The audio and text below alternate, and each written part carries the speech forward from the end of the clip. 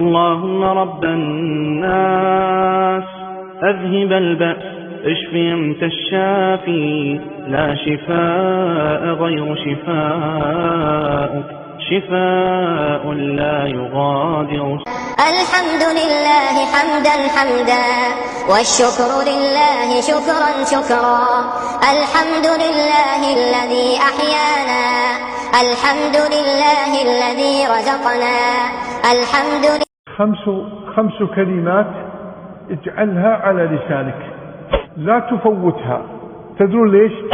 يقول صلى الله عليه وسلم في صحيح مسلم قال: فإنه لو قالها فإنه قد سأل الله خيري الدنيا والآخرة.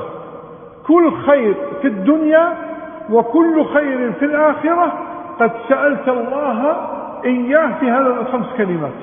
5 كلمات تقولها وتحفظها: اللهم اغفر لي وارحمني وعافني واهدني وارزقني. الله أكبر.